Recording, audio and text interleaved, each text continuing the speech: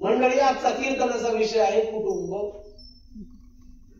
तुम्हाला ज्याची किंमत नाही ते कुटुंब, असलेलं तुम्ही टिकवीत नाही ते कुटुंब. अजून स्पष्ट आणि खरं बोलू का, आजकाल समाजातले काही लोक निर्माणही करीत नाहीत ते कुटुंब. फार काल लागणार होतं. तुम्हाला एक शेवटची गोष्ट सांगतो, आजचं कीर्तन आटोपून घेतो. मंडळी, असं आहे, कुरुक्षेत्रावरती युद्ध संपलं, अर्जुन झाला भावनिक. कृष्णाने म्हणला, कृष्णा, हे एवढे सगळे जे मी मारले ते दुश्मन आहेत, मला मान्य आहे. अरे ते माणसं आहेत ना, कोणाच तरी बाप आहे, लेक आहे, धीर आहे, नवरा आहे, भाऊ आहे, एवढे माणसं मी मारले कृष्णा. केवढं पाप माझ्या डोक्यावर आले कृष्णा. मी कुठल्या तीर्थक्षेत्राला जाऊ, कुणाच्या पायावर डोकं ठेवू, म्हणजे सगळं पाप धुवून निघत.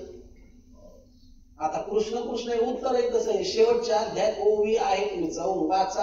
कृष्ण म्हणला, अर्जुना, सकल तीर्थाची धुरे जिये का माता पितरे, तया सेवे सिकीर शरीरे लोण की जे. अर्जुना, तुला पाप धुवून काढायचंय का? जगातलं कुठलंही पाप धुवून काढायची ताकद एका तीर्थक्षेत्रामध्ये आहे. तिथंच तू डोकं टेकवून तिथंच तू जाय, आणि ते म्हणजे तुझ्या आई बापाचे पाय.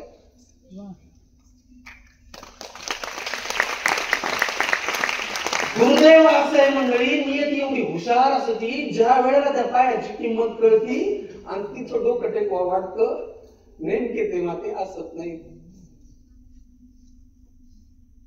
जाग व्हावं लागतं. आज घराघरात भांडण, वादविवाद मेल्यावर आई तुझा आशीर्वाद.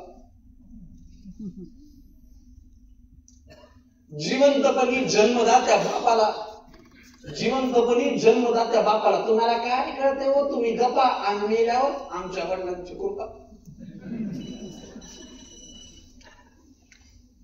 चुकीचं आहे. कुटुंब आहे ते फार महत्वाचं आहे. कुटुंब आहे ते माणसानं माणसाशी जोडलेलं असावं, आहे का नाही? कुटुंब फार महत्वाचं आहे.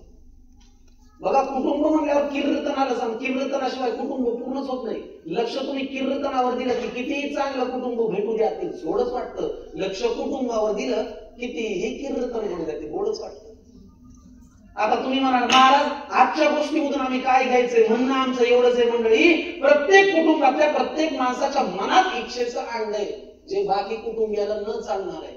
ठरवायचं तुमचं, तुम्हाला इच्छाच पूर्ण करायच्या आहेत का कुटुंब जपायचंय? आजची कीर्तन सेवा पूर्ण झाली. प्रमोशन